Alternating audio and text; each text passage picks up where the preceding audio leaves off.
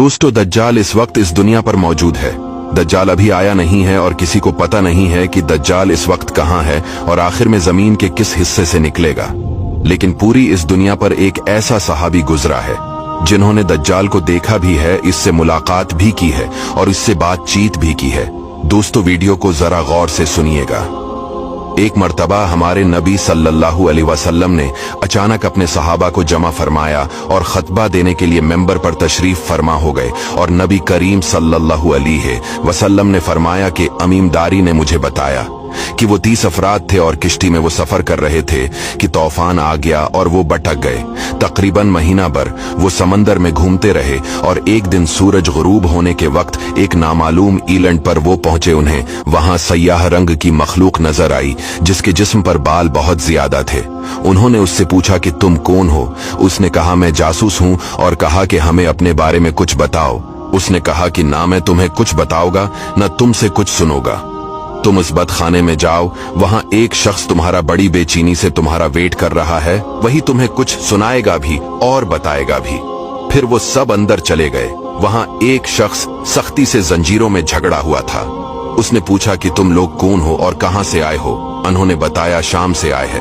उसने पूछा, अरब का क्या हाल है? और एक शख्स वहां पैदा होना था, उसका क्या हाल है? यानी हमारे नबी अलैहिस्सलाम के बारे में पूछा।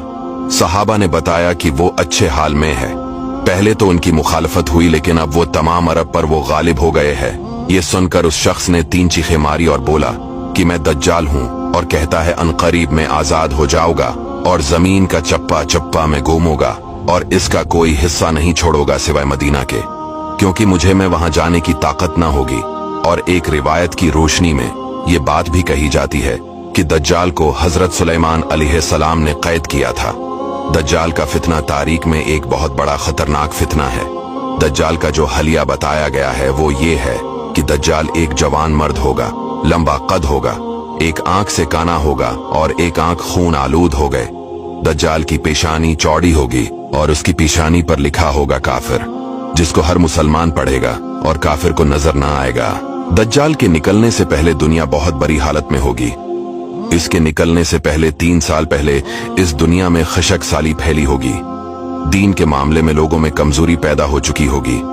तब दज्जाल ईस्ट साइड से अस्बहान या खुरासान शहर से निकलेगा और जमीन पर 40 दिन रहेगा, जिनमें से एक दिन 1 साल के बराबर होगा, दूसरा दिन महीने भर के बराबर होगा और तीसरे दिन हफ्ता के बराबर होगा। इस मद्दत में दज्जाल अपने गड्ढे पर सवार होकर सारी दुनिया का चक्कर लगाएगा।